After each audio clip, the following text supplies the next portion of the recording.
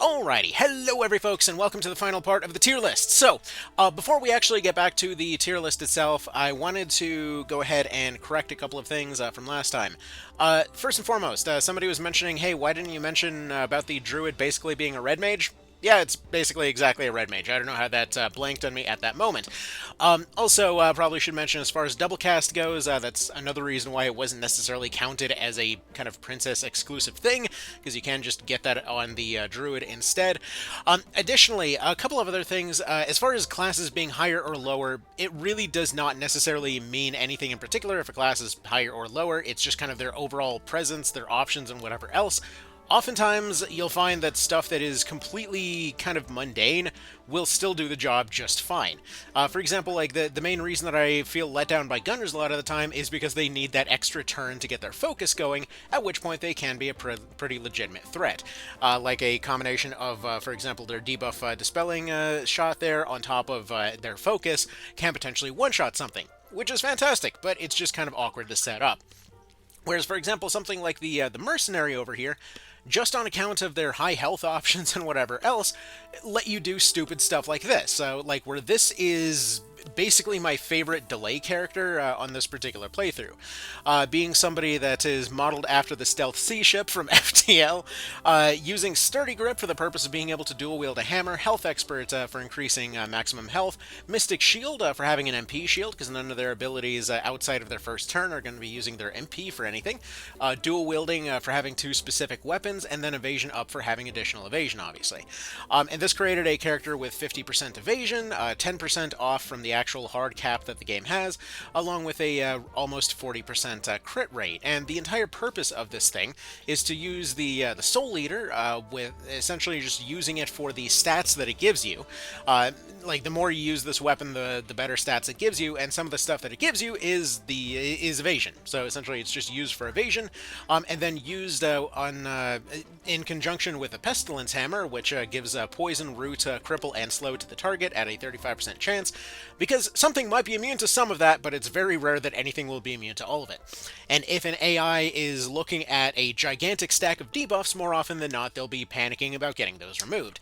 And dual-wielding weapons causes you to use the debuffs from both your weapons, so in this particular case, they've got two chances at that 35% to drop those 4 debuffs at one time. On top of that, they're just combining a bunch of speed equipment, as well as a few different immunities and whatnot, for the purpose of just kind of rounding out their build here. And basically, we've just got a character that, for the most part, awkwardly stands there, avoiding attacks, shielding attacks, and spreading debuffs with two high-end melee weapons. And the entire purpose of that thing is just to let everybody else get into position. For example, oftentimes they'll be put next to these two over here, who currently got rocked by that previous fight. But essentially, they would run around putting down traps. So, for example, Denton is still learning to use his traps. He's primarily an assassin, but he was built entirely for speed, currently at a 256. For the sake of curiosity, I built a character strictly to use the highest speed stuff that was available at this point. I'm sure there's more that I'm forgetting, but she was only able to get to 254, so I feel like this guy's doing a pretty good job there. Anyway, so he's using a dual-wield setup with daggers here, again, for speed, flash caps, ninja garbs, all that kind of thing. He is entirely just built for speed, right? And in his particular case, he uses initiative to go put down a trap, uses that turn to then put down another trap, and then go hide. He's deployed next to Softpaws over here, who once again will also go put down a painful trap, which for New Game Plus means that we potentially are seeing traps dealing like 3 to 500s. Think poison in Tactics Ogre Reborn. That's basically what roll traps are serving in this case. But once again, we've got Evasion Up and Mystic Shield, a fantastic combo, meaning that essentially she's again built for speed, evasion, as well as traps, and all of these are just basically trying to delay everything as long as possible. From there, all the rest of it is flexible, because inevitably, again, New Game Plus type nonsense, people are going to get knocked out. So we've got Lens over here, essentially just training to constantly revive spam things. We typically will have at least a couple of revivers. Occasionally we work the Sorcerer in. She is usually there as the first draft of an attempt at a New Game Plus fight. More often than not, she gets written out, but hey, whatever, it's at least an attempt there, you know? But still, the point is, it really doesn't matter where something lands on this particular tier list. You really should be experimenting around with everything and constantly switching up people's classes, because you never know what might end up being useful. That's why there's such a wide variety of random bullshit here. So anyways, let's go ahead and continue on here. Also, if you're wondering why some people are extremely low level, especially if you saw the initial Iron Man run years ago, basically I chose to reset everybody for some reason. Maybe don't do that, because it resulted in accidentally breaking a lot of builds and then completely forgetting what they were, and then I accidentally overwrote my original save file, so I have no damn idea whatsoever where any of those actually are at the moment. So, with that being said, let's go ahead and continue on with the actual tier list thing here at this point, and continue going down the list. Okay. So, next up on this list is... Who the hell do we even got left here? Okay, let's start off with Anatomist. I like Anatomist. Anatomist is going to be this dude over here. I would say he's probably... I feel like he's kind of up there as a slightly worse Lich. He's basically your Chapter 1 Lich, more or less. This game doesn't use chapters, but that's basically the general deal here. He is a Lich with different features. He's kind of half Lich, half Mender, of all things. So, fun class to play around with. You get him for free, so you don't have to worry about doing any additional building or whatever else. It comes in pretty close to being able to use most of what you want him to use. On top of that, he actually gets an improvement over the Lich-Mender combo in terms of being able to heal better. And on top of that, he kind of has a built-in almost execution function to his class as well. So let's go ahead and go over it here. So growths-wise, he's pretty average across the board with a slight skew for Mind, HP, and MP. From there, he starts off with Reanimate, so already one of the best things that the Lich can do, he just gets immediately. So resurrects an enemy dead unit as a cadaver that will attack until it falls. This will prevent the target from being revived by their own allies. From there, he gets Heal 1, Dark 1, and his first passive is Legendary Healer. Healing is increased by 45%. On top of that, we have Pain Points as his second passive immediately after. Damage from offensive abilities is increased by 45% when the target is when their target's health is 50% or below of their maximum. So this means that he's pretty darn good at finishing stuff off. He's pretty good at saving units. On top of that, we've got Panacea 2 for getting rid of all debuffs, Dark 2, as well as Dark Locus, Cripple, and Heal 2. So Cripple is a counter cripple, just causes a counter cripple on anything that attacks him. Not as good as the counter slow that the Lich gets, but still counter cripple's pretty alright. I want to point out the reason that cripple is, like, on paper it would be like being hit by Don't Act as soon as you attack somebody. On paper it should be extremely oppressive, right? So Cripple in this game just blocks things that are officially counted as skills. So if it isn't officially classed as a skill, like if it's a spell, if it's a regular attack, they can still do it. So it's a very limited Don't Act, if it makes sense. Because a lot of things that count as, or that you would assume count as skills, count as special or spells, so just kind of bear that in mind. Anyway, so he's pretty good all around. Next, for the notes section, Pain Points applies to all attacks, not just abilities like the wording suggests. And Reanimate, we already covered before. Mastering the class gives him a bonus to HP MP, a gigantic 15 Mind bonus, Res plus 5, Crit plus 2, and a 5% resistance to Dark. And that 15 Mind bonus is really notable, because that's up there with higher-end equipment in terms of bonuses and whatnot. So, either way, really worth mastering this right away. Frankly, Yates is somebody that you should be using all the time. Again, he's basically a Lich and Mender rolled up into one. I personally liked combining him together with Knight, because most of his stuff, it scales off of a fairly low thing to begin with.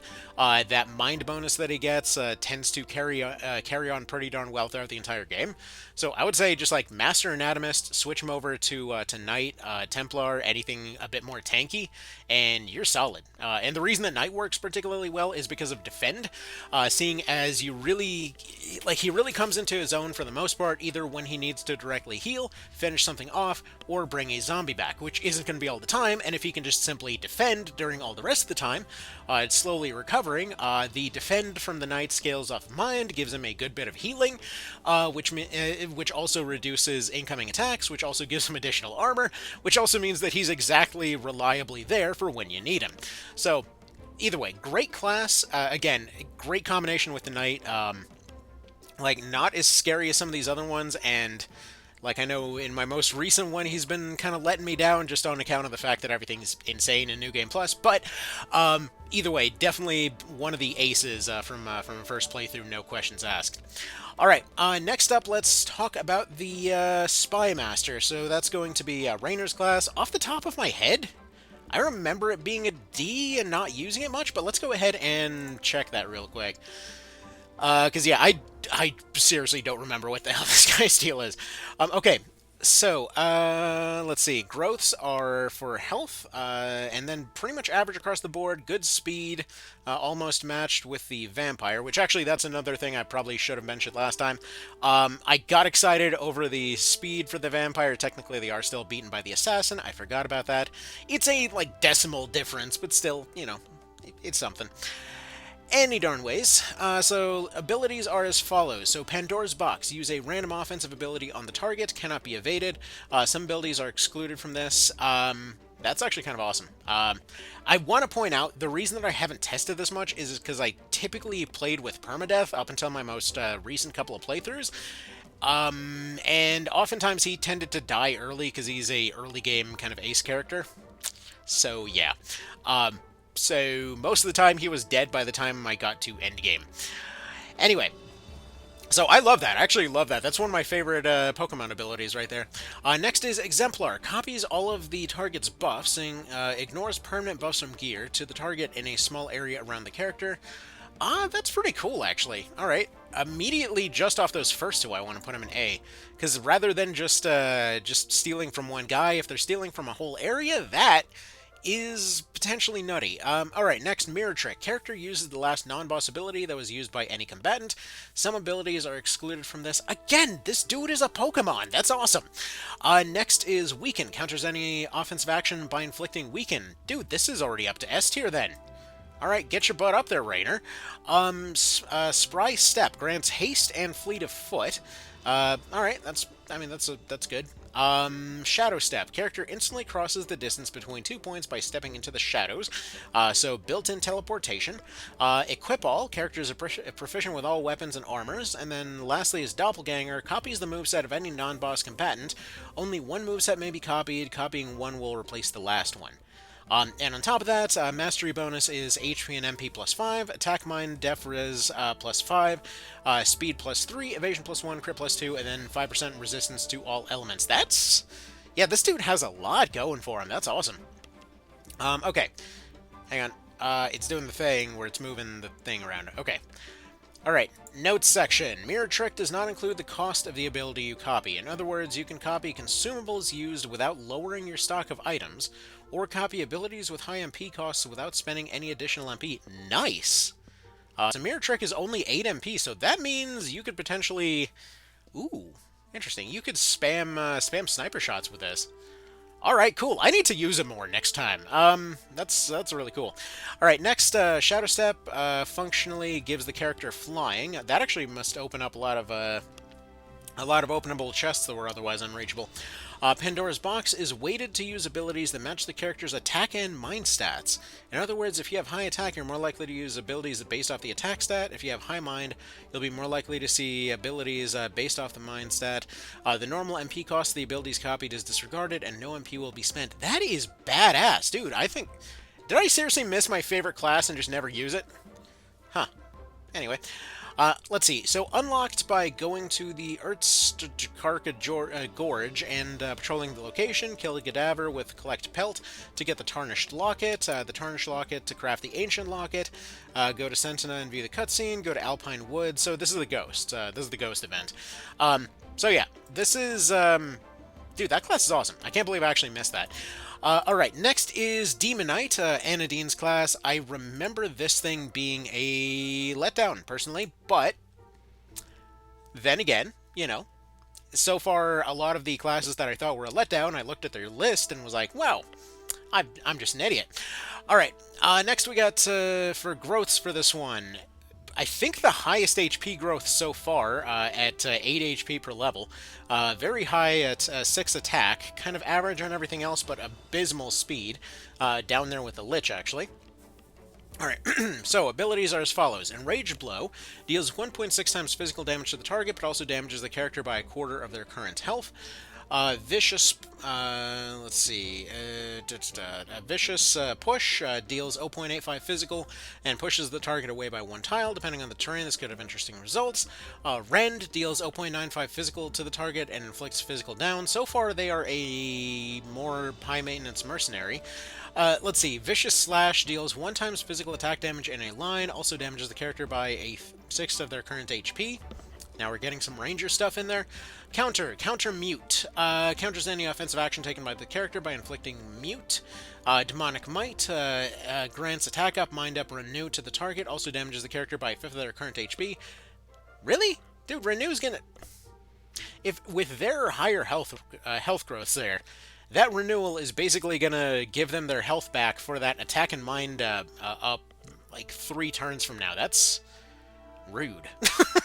That's just rude. Okay, Focus Rage. Regular attacks use current MP to inflict more damage. So they're half werewolf, half mercenary then. Okay, gotcha. Wrathful Burst deals 1.15 dark damage in a large area around the character. Also damages the character by a quarter of their current HP. Corrupted Blade deals 3 times dark damage to the target. Also damages the character by a quarter of their HP. And then finally Cleave. Character gets another turn after felling an enemy. So... not exactly glass cannon. They're like a meat cannon of sorts. That's... they've got stuff, but I'm gonna say that feels like a C tier to me. Mostly because all of their attacks hurt them, and that could be a problem. Mastery bonus is HP plus 10, attack plus 15, crit plus 2, dark resistance plus 10. Let's see, Focus Rage, yeah, we already talked about this in the notes section. So yeah, it's just, it has, from what I can tell and what I remember, a lot of its issues are the fact that it's basically an upgraded werewolf, with a couple of other bits and pieces in here, a little bit of marked in there too. Definitely a potential heavy hitter, great health growths, but yeah, I don't know. I don't like this particular skill list, personally. Cleave is great, though. I mean, that could carry over to other things. Anyway, might get some pushback on that one. I know some folks like her. But let's go ahead and move on. Next up is Marked. I would immediately put that into S, from what I recall. Basically recall her being an absolute monster. Reaver Marked was what I ended up settling on her for the first time around. And it was just instant teleportation and death everywhere she went. Every fight just became deliver a Kyrie to the problem and it disappears. Okay, growths are high health, almost as high as the previous one, high attack, decent MP, average defense, high mind, average resistance, and normal speed. Abilities are as follows. So Dark Bolt, 0.95 dark damage. Wrathful Blow is 1.6 times dark damage and damages by a quarter of current HP. Yeah, they get the same thing as the previous one. Execute, damage from offensive abilities increases by 45% when the target is below half. Wrathful Beam deals 0.95 in a line, but unlike the previous one, doesn't damage them. Slow, counters any offensive action by inflicting slow. That one is really good. Avenger gains 0.2 times damage bonus and 12.5% damage reduction for each fallen ally, and this goes up to 3 stacks. So this means that you can potentially get a 60% offense bonus on top of their already high damage bonus by simply allowing a couple of characters to get knocked out. So yeah, that's pretty nuts. Holy Bolt, which does exactly what you think it would do. Drain Health, which is unlikely to be used. Drain Soul, which is even less likely to be used unless suppressing MP. And then Wrathful Burst. Wrathful Burst and Holy Burst, I think, are the two that I ended up using the most, and it's just basically the typical Tornado AoE, but it's either light or dark. And the thing is, due to growths, due to whatever they probably were using up to that point, on top of just high numbers in general, on top of the bonuses that they get, especially combined with something like Reaver there, this means that they effectively are just a missile at that point. A lot of things are particularly weak versus light or dark in particular. She gets both, and can take advantage of essentially several stacked up bonuses to just nuke an entire area. There's technically a Holy Beam in there too, and that certainly exists. And then finally, the Mastery bonus is HP plus 10, Attack plus 10, Mind plus 10, and 5% resistance to light and dark. For the notes, this class becomes available after a story encounter at Gyam Tor. Other than Wrathful Blow, all marked abilities ignore facing rolls and deal the same damage from the front, side, or back. That's actually another weirdly specific thing that's probably a reason that they do so much. Avenger will take effect even if an ally is killed, killed is later revived, unless that revive was from Rebirth. And this is another one of those things that's kind of really notable here, because you can effectively just send out a bunch of meat units and then have a mender in the back bring them right back, and then go from there. On top of that, I believe this actually does work if you don't activate Rebirth and use the Templar's healing self-destruct there, meaning that they can actually buff her attack as well. So that's cool. Anyways, yeah, she's basically just more or less the Thunder God Sid of the team, as you'd kind of expect. Just an absolute monstrous powerhouse. Okay, next up we got the Bounty Hunter. I recall them being a vastly improved gunner, so we'll go ahead and put Katja up in A. Let's see if I'm remembering that correctly. Good health, bad MP, decent attack, average defense, average mind, average resistance, and great speed. Okay, skills. Net, inflicts root on the target. Cool. Boomerang Bounce deals 0.7 physical damage to the target and pushes them away. That's actually cool. There's not many long-distance bouncing abilities, so this is really useful for throwing people off of stuff and into the water. Shakedown does 0.85 physical damage and attempts to steal a component. Thank you, Werewolf. Get your disappointing ability out of here. Then we've got Bleed. Counters any offensive attacks to the character with Bleed. Potentially useful for stacking up numbers. Not as good as Slow in my opinion, but pretty okay. Collect Trophy. This one's pretty good. We already discussed it before. Basically, gets rid of a character. If it's a lower damage attack, but if it kills off the character, that kill is permanent. So yeah, you can't collect boss characters, but this does cause it to ignore Rebirth, causes that character to be unrevivable. So it's a good finisher move. From there, we've got Pick Off, deals 1.6 times physical damage, deals 0.6 times less damage for each adjacent ally the target has. So it's a high power attack if somebody's off on their own. Garrote deals 0.75 and inflicts Mute. No weakness 2, the character's chances of inflicting a critical hit go up by 25%. Shadow Strike deals 1 times physical damage to the target, grants Mirage to the character, counts as a regular attack and will use the equipped weapons elements and debuffs. And this basically means that she can achieve near immortality by repeatedly attacking with this skill, so as long as she has MP, so MP font on her, on top of Shadow Strike, and she's very, very tanky, especially if you give her something like Evasion Up or Defense Expert, Resilience, that kind of thing, just anything that allows her to shake off damage. Shadow Strike will give her a stack of Mirage every time. And then Impetus, speed increases every turn up to 0.05, and then up to a 30% gain in speed. So just for every turn that she takes, she goes a little bit faster. So again, very good on top of combining with Shadow Strike, so really good. She's already really fast. She gets the ability to keep going faster. I would say just due to her ability to combine that near immortality move and everything else, she has to go up to S as well. That is not A tier material. That has to go up a bit. Okay. Let's go ahead and continue then. Next we've got the Exiled. This guy feels like a nice happy A to me. So this guy is actually so Keiru here, he's from some other game they made. We'll find out the name of that in just a moment. Good health, good MP, good attack, average defense, good mind, average resistance, and good speed. His abilities are as follows. Leap, which we've discussed before, 0.75 and an area. Water 1, just deals water damage in an area. Chilling Touch, character's regular attacks have a chance of inflicting slow. Hallowed Body increases 20% of attack or 20. Attack improves mine improves attack. You know the deal. Dash Strike deals 0.85 attack to the target. If the character has a clear line of sight to the target, they can travel any distance. Ignores protect status. Wrathful Beam deals 0.95 dark in a line. And then Counter Pounce, which I think is one of their more interesting moves here. So counters any offensive attack taken on the character by trying to jump right next to the unit and attacking them with a weaker regular attack. Doesn't trigger if the character is underwater. So basically, anywhere across the map, like if a sorcerer goes and does their sorcery thing, they will jump all the way across the map to go hit them with their sickle or whatever they've got on hand. It's a very funny counter ability. It also stacks with that previous passive that causes them to inflict slow on stuff. So essentially, it's an improved version of counter slow. But yeah.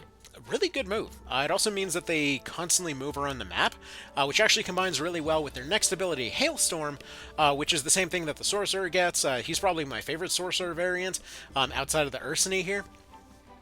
Basically just due to the fact that with Pounce, he winds up right in the middle of the group half the time, so he tends to do a lot more with Hailstorm, meaning that while he typically doesn't last till the end of the fight, he's usually a really good opener for it. So usually he just kind of does whatever he can. He ends up eventually pouncing into the middle of the group, drops a Hailstorm. Like, he is effectively the blue mage kind of optimized build from FFTA 2, except he just sort of comes this way. From there you get a Varian Thrust, does 1 times physical damage in a large area around the character. I don't recall ever actually using this. Holy Burst, same thing, just a burst thing. He does a lot of AoE type stuff. I'm assuming it was some kind of hack and slash thing that he was part of originally. Anyway. So, mastery bonus is HP plus 5, attack plus 10, mind plus 10, defense plus 5, res plus 5, and really you should just obviously get all this stuff going and then go for whatever weapon you prefer. Whether you prefer to go run, assassin dual wield with his whole setup here, or whether you prefer to go for, like a health stealing kind of thing, like a go blood axe on him or something. Is a very versatile unit. Again, very good at just kind of causing carnage. Not oppressively powerful, but very convenient, Anyway. So, unlocked by gathering all 4 Henge fragments, go to Lodestar Henge and complete the encounter. Let's see, Keiru is the main character of Black Sigil, Blade of the Exiled, a Nintendo DS RPG that the developer of Six Eyes Studio previously created. Let's see. I never did... I really should try that at some point. Anyway... Let's go ahead and continue on here. So next we've got, let's go ahead and say, did we already do all these? I think we already did all of these. I just noticed we actually missed the War Mage. Easy frickin' S tier. Like, way the hell up there S tier. So yeah, War Mage is dang near God tier. So, okay. War Mage's basic deal is that they are, again, kind of like I think it was the Seer or something from FFTA 2, but their whole deal is combining physical attacks with magic attacks, which is very, very, very versatile. Okay, growths-wise, good attack, good mind, good speed, good health, average defense and resistance, and good MP also. So good growths for everything on top of everything else. Abilities are as follows. We've got Water and Firebolt, which deal 1.2 times water and fire. Infused Edge does a regular attack to the target, then follows it up with a single target version of any spell, cast directly to the target, regardless of the spell's usual targeting style. And the cool thing about this is you can combine it with any spell. However, I want to point out, and I'm sure this will be in the notes section as well, it doesn't carry over anything other than the damage of that spell. So, for example, one of the things that I was looking forward to was combining the Alchemistic Poison ability on top of the auto crossbow to create, a poison magic shotgun. Unfortunately, it only keeps the damage, not the secondary effects. I'm assuming it's just too many things to be stacked up on a particular attack or something. I don't know. Anyway, let's continue on. So Earthbolt, Thunderbolt is going to be the next one. Earth and Thunder, 1.2, you know the deal. From there, we've got Burst. Deals 1.15 water and fire in a small area around the character. Same thing for Earth Burst and Thunder Burst. It's worth noting that, again, what I mentioned earlier about the The damage that these do. The regular bolts are going to be doing better damage than the bursts. The bursts are just going to cause a higher MP cost in this particular instance. However, the bursts by themselves are really good AoEs, especially when you hit them on a weakness. So this gives them great single target as well as great AoE options. Like, seriously, this class is kind of ridiculously stacked. In fact, I would actually argue that it's better than the Lich. What are we doing? Alright, next we've got Leech Mana. Characters' regular attacks convert some of their damage dealt into MP. Again, now we're getting into Tactics Ogre Reborn Lich territory, where their basic attacks are just meaning that they functionally have infinite MP. Then we've got the Pulsar, 2.1 times magical damage to the target. So effectively, your Infused Edge is a regular attack plus a 2 times magic attack, more or less. From there, we have Counter Haste, grants haste to the character after being targeted by any damaging action, which is good. I think Counter Slow is better, but still, it's a pretty good second option there.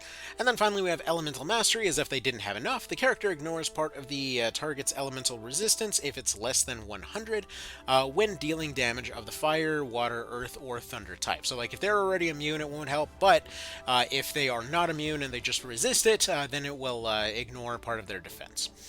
Mastery bonus is a humble HP plus 5, attack plus 5, mind plus 5, because frankly, they're already ridiculously overpowered. Anyway, sorry. So, notes. Elemental Mastery does not reduce the target's elemental resistance if it is 100 or more. If the target has between 0 and 99, it will lose 50. If the target has less than 0, it will lose 25. Resistance cannot be brought lower than negative 150. So, yeah, if they have no resistance, it gives them a weakness. Leech Mana recovers 10% MP from the damage dealt to a maximum of 15 per target, and to single. This can be combined with ranged weapons such as guns to increase the effective range of a spell.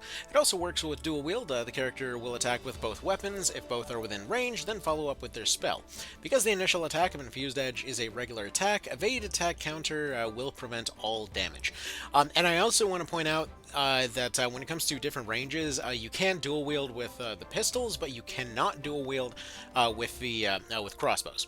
So again, double auto crossbows, unfortunately, off the table.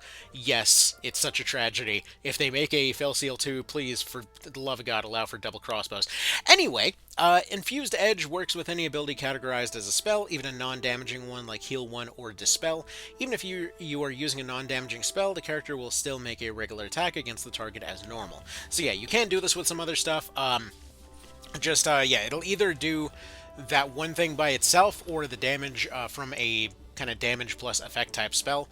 I think I don't know specifically how this goes, but like I know using poison and bleed with it does not cause the poison and bleed part to work, only the damage. But if it's Dispel, where it's only that one effect, where it's only the first thing that it does, apparently it will do the job just fine. The situations where you'd want to use, like, attack plus Dispel are probably pretty niche, but I would assume maybe something like shutting down an Ursini, it probably would work pretty well. Anyways, let's go ahead and continue on. So yeah, War Mage, I would say, at this point, is going to be the strongest of the bunch here. Anyway, let's go ahead and continue on with the rest of the DLC classes, though. Alright, so first is going to be the Beastmaster. So that's going to be Dude with Horns. Where are you? Did we already discuss Beast? I don't think we discussed Beastmaster, because where would they be? Where is Beastmaster? They should be on this list somewhere. Okay, until different portraits and things, and some of the other characters have different portraits. The portrait pack that all of these came from, that Six Eyes had put out there, for whatever reason doesn't include all the DLC stuff. Just has mostly stuff that was originally there, and the other stuff would use a different size and, you know, all that kind of thing. Anyway, so Beastmasters are going to be the ones that are constantly farting out little pets everywhere they go. They're a very, very tricky class, especially once they get rolling. They're kind of like a chaotic version of if you combined the FFT Bard and Dancer into one class and then just had them do meth. So let's go ahead and continue on here. Growth-wise, great health, has 8 HP per level, okay MP, kind of average everything across the board, actually. Alright, so with the Beastmaster, understand that their mechanics are all entirely based on their menagerie. So when you go and get cubs, there's a lot of little animals that you can just sort of pick up throughout the game. So I'm just going to read over the mechanics section of this whole thing because they'll probably explain it better than I will. So Beastmaster's abilities revolve around summoning pets, utilizing their pet effects, and dismissing them for powerful effects. When you recruit an eligible monster, whether through taming or from a mission, it unlocks an ability that summons a pet version of that monster. For example, recruiting a Vangle will allow any Beastmaster to use the Vangle Cub ability. A few monsters, such as the Kawa, do not have a pet version. A Beastmaster can only have a maximum of 3 pets summoned. Any additional summons will cause your oldest monster to leave to maintain a total of 3. Additionally, a Beastmaster cannot summon a pet that is already summoned by that Beastmaster. At the end of your turn, your Beastmaster's pets will activate their pet effect, a small effect that affects all eligible targets adjacent to the Beastmaster's tile and within a height of 4. Pet effects specify that they only affect allies or enemies. You don't have to worry about pets accidentally harming an ally or giving a bonus to an enemy. Pet effects can critical hit if the character has versatile set as a passive. I've seen the AI run it, and it was just horrific. it's surprisingly scary. Anyway, let's continue on. So yeah, versatile, no criticals on somebody that's constantly doing stuff on top of really high speed is some spooky nonsense. Anyway, a Beastmaster also learns various dismiss abilities with their ability points. Dismiss abilities will cause all of your pets to be unsummoned, but will have an effect that grows strong the more pets were dismissed. Okay. So let's go down to their abilities. So Dismiss Heal dismisses all active pets for the character and deals 0.65 per 0.65 times mind per dismissed pet. Serenity, character gains 3 MP when a pet is dismissed or when most debuffs or debuffs are dispelled or wear off, so they can just instantly gain up to 9 MP with everything that they do. Dismiss Attack dismisses all active pets for the character and deals 0.7 physical per target dismissed. Rampart. Enemies' movement will be stopped at tiles adjacent to this character unless they are already in those tiles. So, if you're familiar with Rampart Aura from Tactics Ogre, it's the exact same thing. Dismiss Empower. Dismisses all active pets for the character and grants 1 random buff to the target per dismissed pet. Think Victory Dance, but you trigger when it happens. On top of the fact that it's technically classed as a spell, so theoretically you could Infused Edge this, which is interesting. Anyway, actually, you probably won debuffs for that instead. Alright, Loyal Friends counters any offensive action taken against the character by bringing out a known pet and immediately using its pet effect, if the character has less than 3 pets out. So yeah, counter summon, more or less.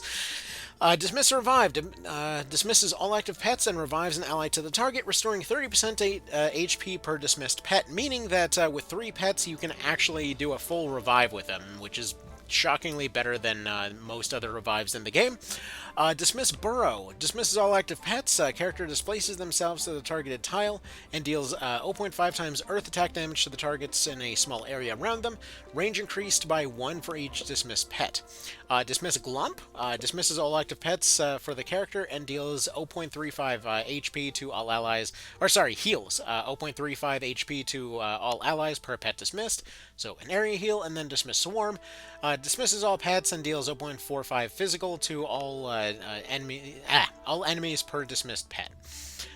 So that's a all enemy type of attack. So this is basically an improved physical version of stuff like your sorcerer abilities, except these guys, again, can just sort of do this every few rounds.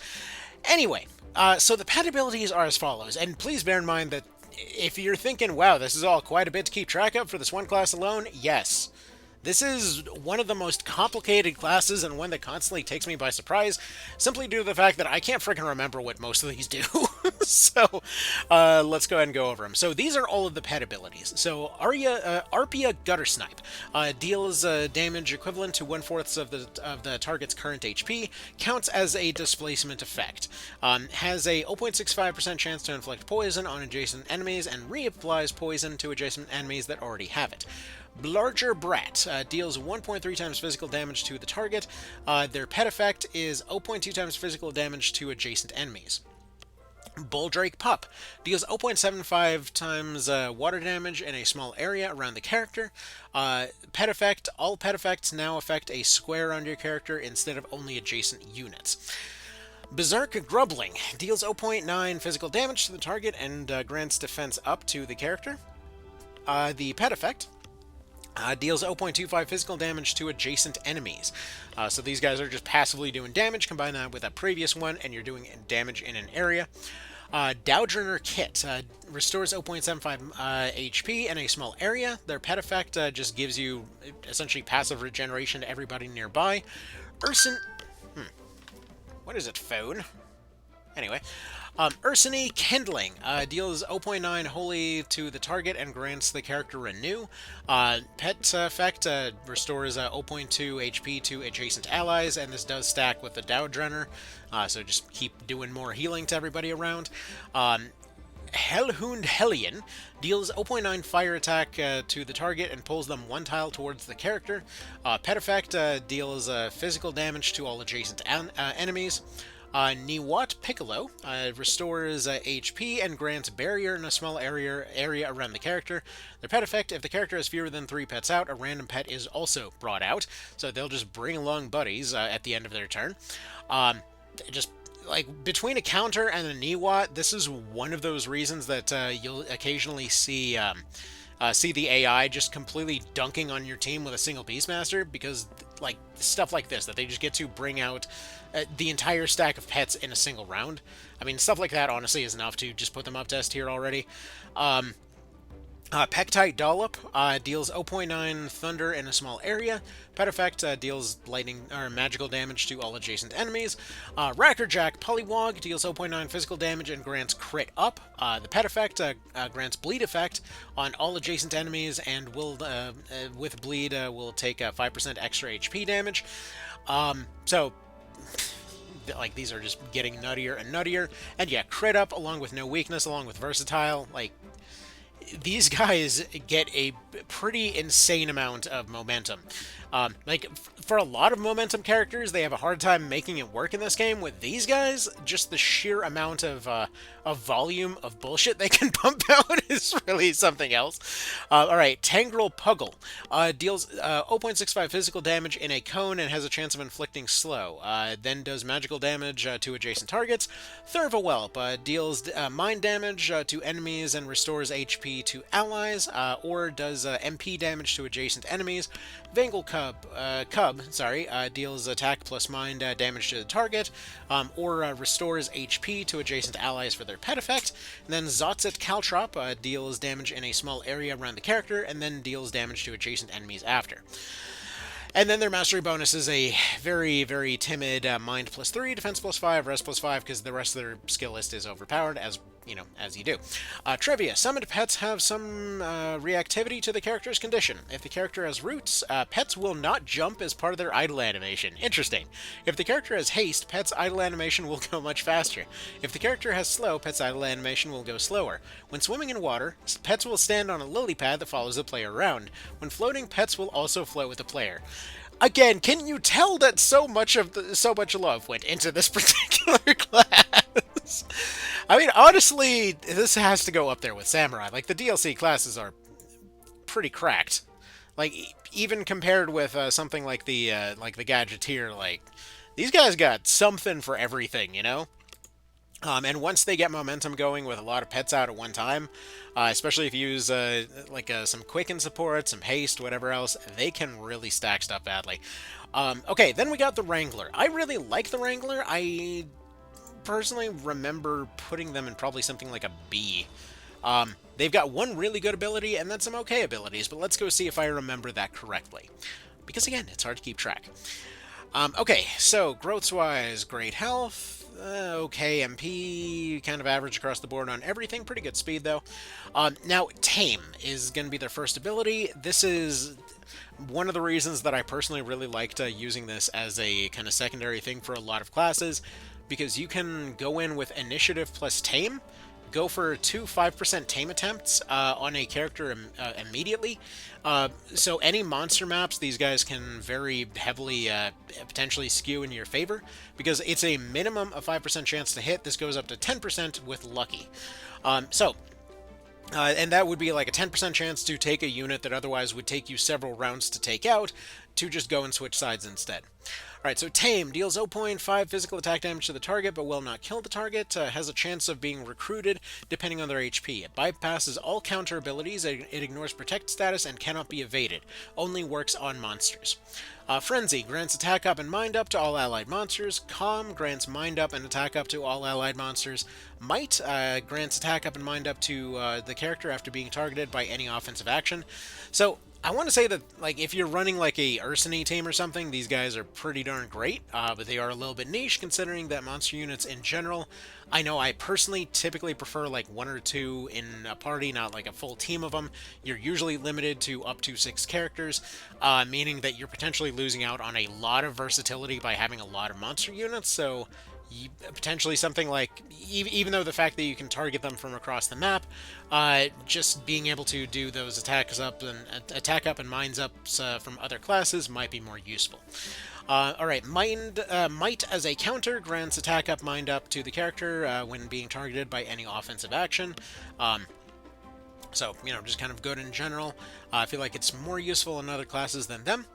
Heal teleports the target monster to an adjacent tile, cannot be a water tile. Beast Whisper has a 75% chance to inflict charm on the target. If successful, the target is mind-controlled for 1 turn. A mind-controlled unit takes an immediate turn after receiving the effect, only works on monsters. And that does really turn things around in some cases. We'll move them up to A in this case. Owner's Pride. Whenever an ally's monster falls in battle or defeats an enemy, gains 10% bonus to their speed for the duration of the battle, up to a maximum of 40%. Tag Team. Character removes a currently deployed monster, cannot be in a water tile, and replaces it with a non-deployed monster. This monster will retain the HP and MP of the replaced unit. So one of the few cases of a unit swap being available in this game. Skirmish. Character can make another movement of 1 after taking an action. This is a really interesting one. Funnily enough, this is actually something that even Tactics Ogre 1 Vision has at this point. It's pretty cool. You never know when it might be useful, but yeah, you probably wouldn't pick it out of most of the other passives, but it's an interesting one to have on this class in particular. Hunt deals 1.5 times physical damage to a monster and reduced damage to non-monsters, counts as a regular attack. Attack. All allied monsters will execute a regular attack that bypasses counter in their current direction if they have a valid target. Right, I forgot about this. Okay, they get to go up there with the rest of the DLC classes, actually. Like, that I recall with a team of Vangels, killed like 4 or 5 units in one of the bigger fights. It's tricky to pull off. It's effectively using kind of the mime mechanic from FFT. But yeah, it just means that all monsters will do 1 attack. And with a lot of those monsters running things like Victory Dance and bleeding attacks and poison attacks and high crits and whatever else, with some well-placed monster units, they can really make that work. Completely blanked on that one. And then Quicken Monster, it's a version of Quicken that only affects monsters. Okay, let's see. For notes, if you take an action before moving, Skirmish will give you +1 move when you take your action. If you don't take any actions on your turn, Skirmish will have no benefit that turn. Quicken Monster gives the target 2 turns of exhaustion, as you do. Tag Team will only cause the new monster to gain AP at the end of the encounter. The unit that was swapped out will not receive any AP. So this also means that, for example, you could run an Ursini, self-destruct, and then tag in somebody else that is a bit more versatile.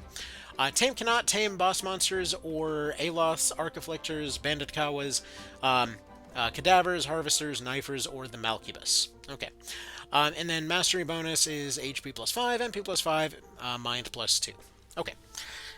So, let's go ahead and continue on then. What else do we got here? Alright.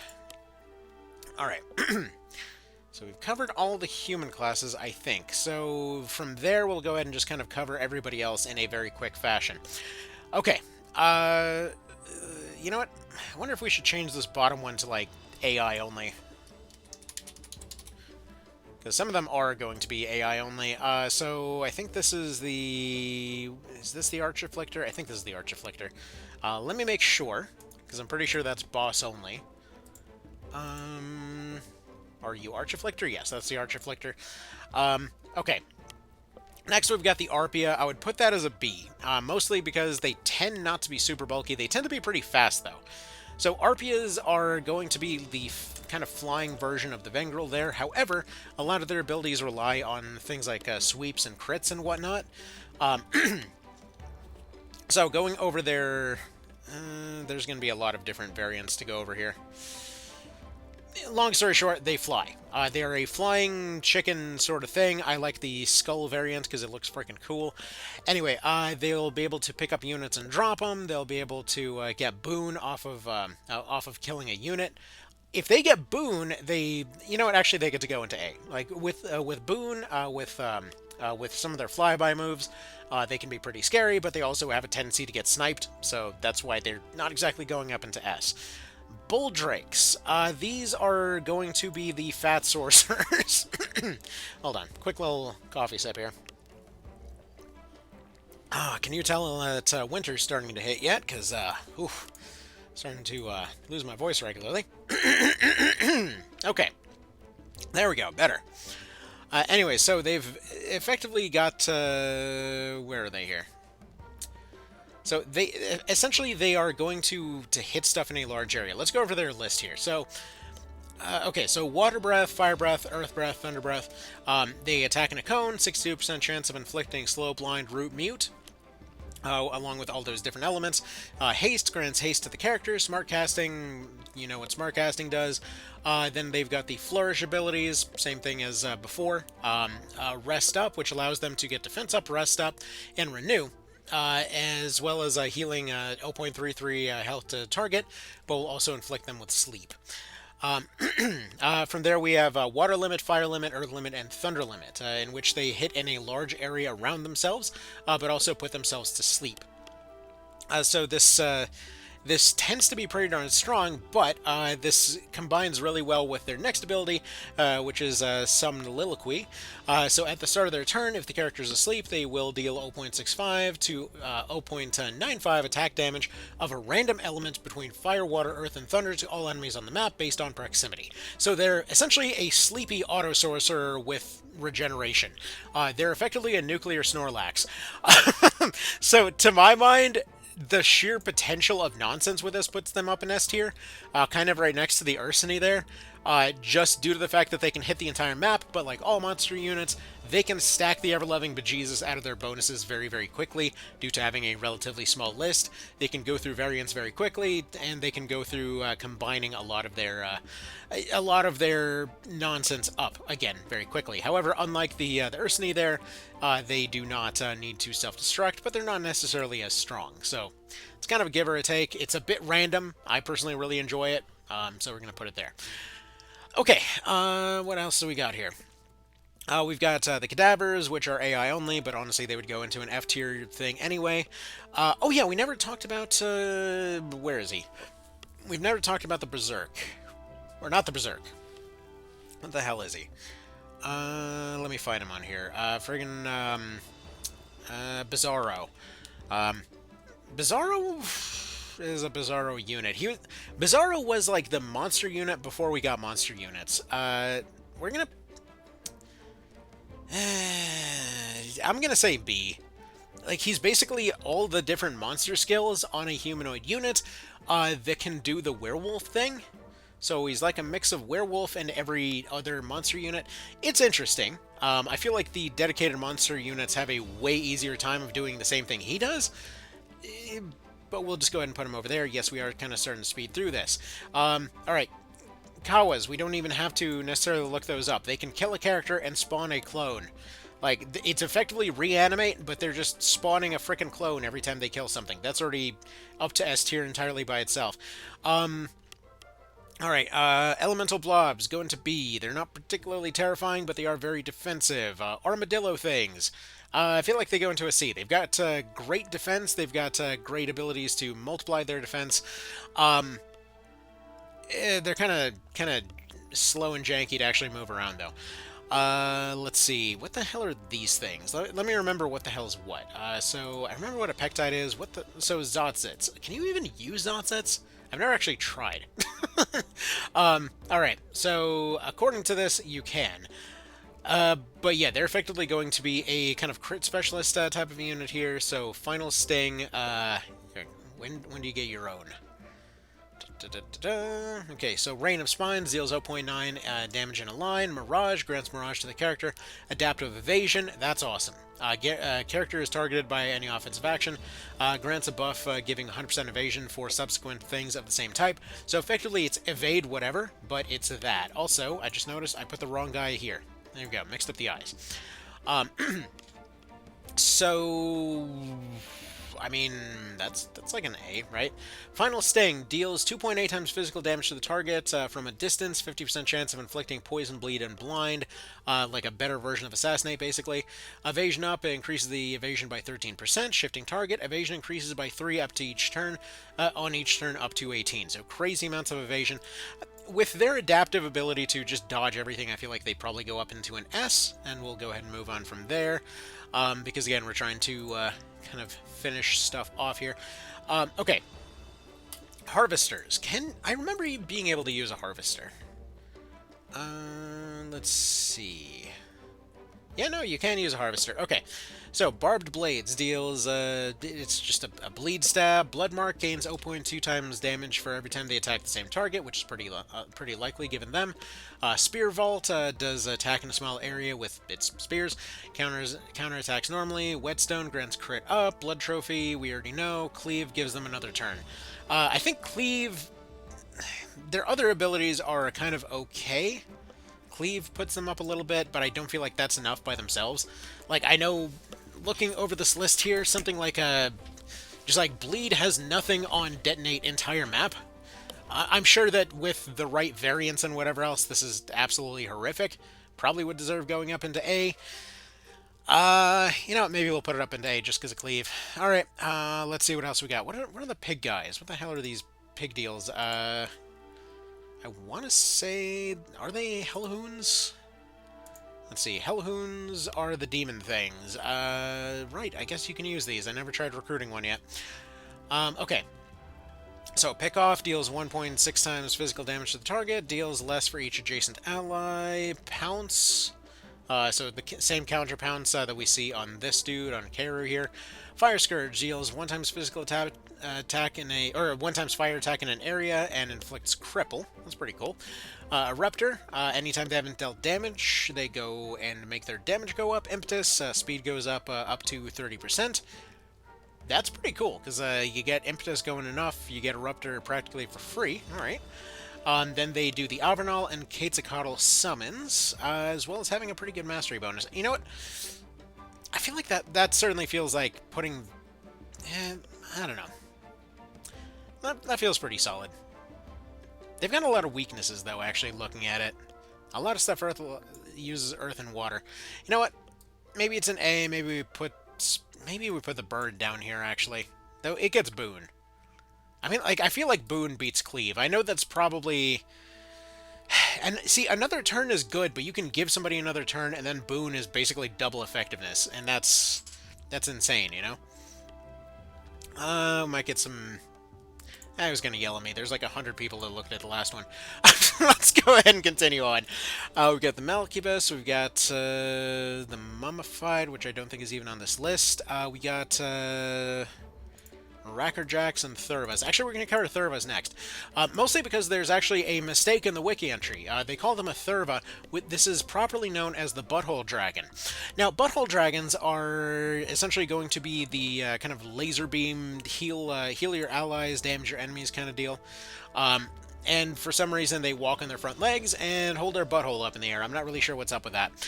But we've got Throat Jab Purge as their first abilities here. So, deals 0.9 physical damage, has a chance to inflict mute. It deals 0.35 increased damage for each debuff dispelled. Kind of oddly specific, but sure. Perfect Focus deals additional damage at higher health. Pretty unlikely to be useful, to be honest. Focused Rage, they'll use all their current MP to do this, and this is why these guys seem scary on the AI side, because if you're playing on New Game Plus or something, a lot of their abilities will get both of these bonuses at the same time, being able to you know, kind of, like, let's say they'll wait on the other end of a map, be stuck on a particular tile, then you get close, and then they'll go one-shot several units at once because they've got focused rage multiplied by perfect focus, to just, you know, give them an insta-kill beam or something like that. And for that, they're great. They're a great charge-up unit. But considering that you can neuter them by doing some plink damage at a distance, yeah, I don't know. Anyway, so they've got a counter absorb MP to help with focused rage. That's a good synergy right there. Zol Beam uses all MP to deal magical damage on a line. Deals more damage the more MP is used. Zol Heal, same thing, but it's a heal now. And then mastery bonuses are MP up, mind up, speed up, and then 5% resistance to all elements. It feels like a B to me. They've got a very particular gimmick. That gimmick is ruined by taking care of their MP, and that's kind of about that. Okay. Next, now that we're done with the Butthole Dragons, we've got the Rackerjacks.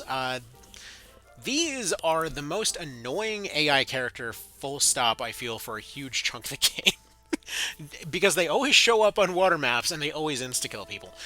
So Flip Kick deals 0.9 to the target and exchanges position with him, ignores protect status and cannot be evaded. Hello, instant water kill move. Fleet of Foot removes root and gives them +1 movement range as a counter ability. Again, say hello to the water for me. Shadow Hunt deals 1x dark damage to the target. If the target is defeated by this ability, they gain haste. Well, that's a disappointing replacement for Cleave. Submariner. Damage is increased rather than decreased while in water. Also grants the ability to swim. So again, they're the water killer guy. Rusty Stab has a chance to inflict poison and bleed. Sneak Attack does additional damage to the target if attacking from behind. And then Execute, damage from offensive abilities increased by 0.45 when the target's HP is below half, as you do.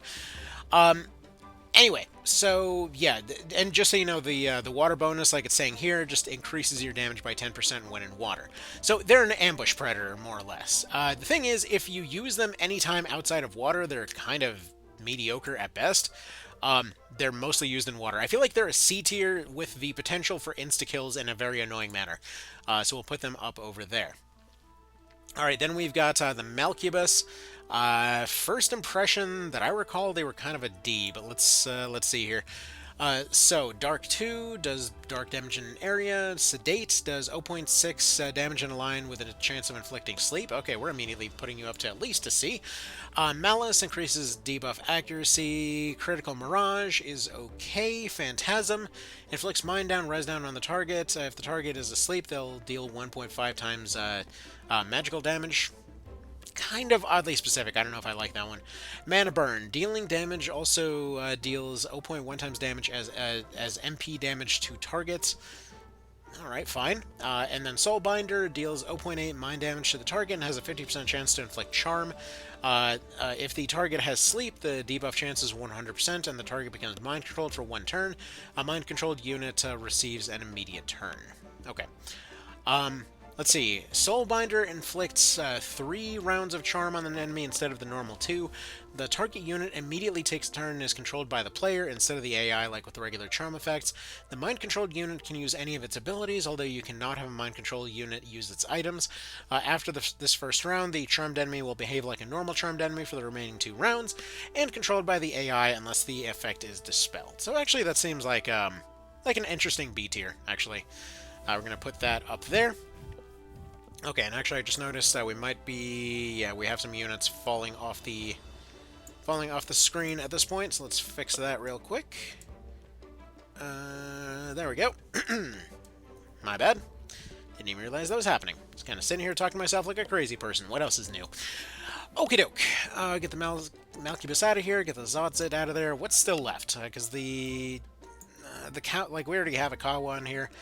Oh yeah, the weird unicorn things feel like a happy B to me. Let's see. What the hell are you, though? Ursini? Is that what they were? No, that's that one thing. Let's see, we got Berserks. Hold on. Sorry, just a sec. Dowdrenner, there we go. Yeah, I cannot follow the monster names in this one. Okay, Dowdrenner. Fierce and wild, these graceful beasts protect the forest. Good for you. But yeah, they're usually running Holy Chants and things. So Holy Chant deals holy damage in a small area. Polestar grants Mind Up and Haste to the character and all adjacent targets, but it is 14 MP. Critical Quicken grants them an immediate turn. Mana Font grants 1 MP with each turn taken. Alicorn deals 1.75 HP to the target and removes Sleep, Bleed, Cripple, and Mute and Sleep. So it is a pretty solid heal. And then Auto Renew. The character has a permanent renew effect. Silverhorn deals 2.8 times holy damage to the target. Now, it's not that they don't have potential to be really strong, and in the AI's case, they're really strong, and with the right variants, they can potentially be very strong, but their abilities are super freaking limited. By default, their movement is pretty ass. On top of that, they're not exactly the bulkiest thing in the world. On top of that, they've got weaknesses to a couple of things. Now, it says movement 5. I recall them having a bit less than that. Actually, no, it mentions that that's for Bizarro. Okay. But in general, like, I've always felt that they're kind of weak and limited in terms of their range. I don't see their growths listed here. But either way, they're, like, they've got an interesting gimmick. They're a fun AI thing to fight. It just feels like that one, like, most of their best stuff is a one-tile kind of close-range thing, you know? So, I'm going to go ahead and put them over there. Then there's the entire list of variants. Guess what? We're going to make that its own category. Like, that's going to be its own tier list. Okay.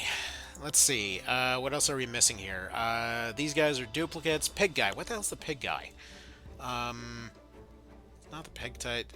What are you? Not the Kawa. Not. Let's see. Drakens and Knifers. We got to put them up there, as well as. Is it a Tangrel? What the hell's a Tangrel? Oh no, Tangrels are these things. They're these little mole dealies. Yeah, those moles with the whole what's it called here? Reflective coating things. They got a mix of reflecting coating and scar tissue, which gives them an up to 40% damage resistance bonus, which is pretty darn nutty. Okay, quick thing for the Knifer. So. Okay, I believe this is only available as something that Bizarro can learn, but I don't think you can actually get the thing itself. So this is going to count as Bizarro learning this thing. I haven't seen that for him yet, and somebody's told me that you supposedly can recruit them, but I don't recall that being a thing. Again, I don't know for sure. Anyway. So let's see, Anoint. Imbues the character's weapon with the ability to inflict a random debuff, can stack up to 3 times. Okay, that's basically Chaos Slice, but better. Stabby Chum, water attack, and has a chance of inflicting slow. Relentless, characters' 4 main stats are raised as their HP gets lower. That's scary. Razor Wind, for an additional 6 cost, you become that samurai move from before. That is spooky combined with their other stuff here. Grudge counters any offensive action taken on the character by retaliating with the same amount of damage, spread evenly amongst all foes. This cannot kill targets. Interesting. Adrenaline deals 0.5 physical damage to the target, also inflicts bleed on the character. Counts as a regular attack and will use their regular debuffs. Next turn will come 50% faster. Mana Breaker deals 1.5 physical damage to the target. And they'll do more damage for each MP the target has, and removes half the target's MP afterwards. Okie doke. That's very oddly specific. I feel like it's got a couple cool moves and one particular counter that looks like it would hit bosses particularly hard. I'm gonna leave that guy in a B. Alright, let's see. What's next here? The Dracon. Didn't we already cover this? Apparently not. Okay. Let's see. What's this Dracon thing's deal? I think this is possibly a portrait for something else, but we'll use it in place of the dragon here. So, Split Spark deals 1.65 damage in a cone. Cool. Greed, regular attacks absorb some of the damage dealt. Regular attacks convert some of the damage dealt into MP. Cool. Metal Scoots grants Dark Barrier to the target, also grants a random element affinity buff as per adaptive affinity. Interesting. Dive Bomber, character displaces themselves to the target location and a line and deals 0.7 fire damage to targets in the area. Chaos counters any offensive action on the character by inflicting the offender with 2 random debuffs. Well, you get to go immediately up into, at the very least, S tier. Hydrolance, 1.5 times damage in a line in all directions. Element is chosen from the user's tile. Interesting geomancy nod there. Then Inhale. At the end of the turn, their weapon's area of effect is expanded up to a cross-shaped size of 3. This can stack. This weapon goes back to normal once the character performs any action considered a regular attack. Interesting. So that's the version that that Bizarro gets. Supposedly, can you not hire these normally? Supposedly you might not be able to hire them. I don't know if I'm looking into this right, because it's kind of got them listed weird here. Let me double check here. Yeah, I don't know if you can recruit them normally, but at the very least Bizarro can get that, so that's pretty cool. And then, oh yeah, they got Niwats. We forgot to cover those. So let's go ahead and cover Niwats. Where the hell are these guys now? You are somewhere on this list. I know I saw you here. I forget what the hell the pig guys are. Are they actually mummified? Because those are... No, the mummified are the Bazil thingies. Oh, okay. I'm pretty sure those are AI only. So they get to... I guess... Yeah, they go over here because they're the ones with the dead eyes. These are all duplicates except for Pig Guy, which for some reason I can't find. Let's see. For the Niwat, what am I forgetting here? So Ultrasonic, Hammer, Sonic Boom, deals 0.6 mind damage and ignores defense, or bypasses counter abilities. They get Versatile, they get Blessed One. Magic counters any offensive damage with the magic thing. Mercurial Dance grants a number of debuffs to the target, ignores evasion, but has a chance of backfiring. Force Flute gives a small amount of MP to the target. It goes into a B, I think. But seriously, what on earth is this pig guy? Why do I not remember his name? Is it a Blarger? What the hell's a Blarger? It's a Blarger! Okay, did we not already cover this? I feel like we've already covered this, and I just completely forgot. Also, I meant to put this guy over here. Whatever. Anyway.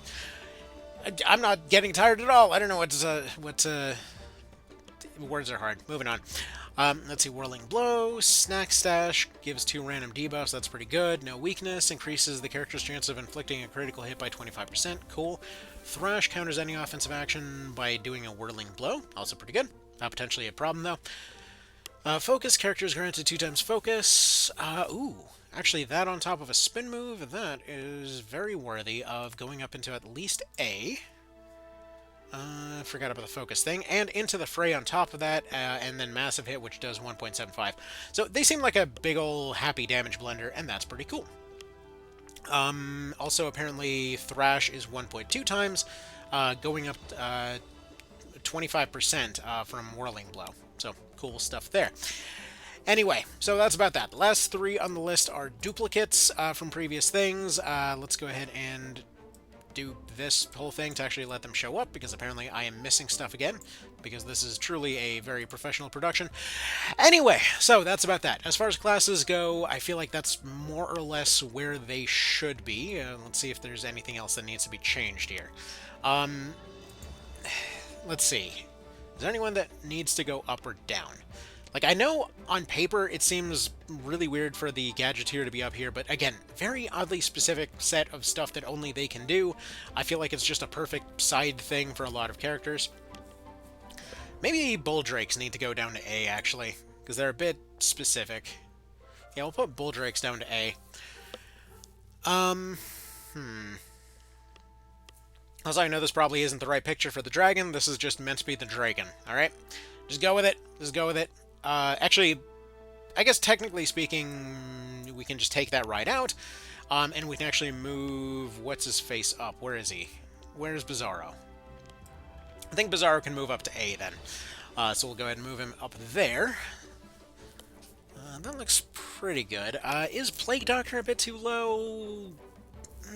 No, because they're a good beginner class, but they're kind of iffy later. Vampires might be a little low, but basically everything they can do, somebody else can do better. I don't know. I really just don't like the vampire very much. Vessels... Occasionally there's some scary AI ones. Does the No, the Mender doesn't get to go down because it gets Revive, and frankly, that's really good. So that gets to stay up there. I feel like the Unicorn needs to actually go down to D. Maybe C. Like, you'll occasionally see them one-shot something, but aside from that, they're very limited. They're very easy to counter. So I don't particularly care for them. Are there a bit too many of the other things, though? Do we move Kawas down, maybe? No. Definitely not. Rangers are legitimately scary every time they show up. Maybe Templars go down a little bit? But they also have that same kind of pocket nuke potential. Nothing quite tanks like a Knight, so that gets to stay up there. Yeah, Vangels, I want to keep up there. Vangrels, whatever the hell they were, doggos. You know what? I'm happy with that for the time being. So, leave discussions in the comments and things. How badly was this messed up? How is this a complete hack job of a thing?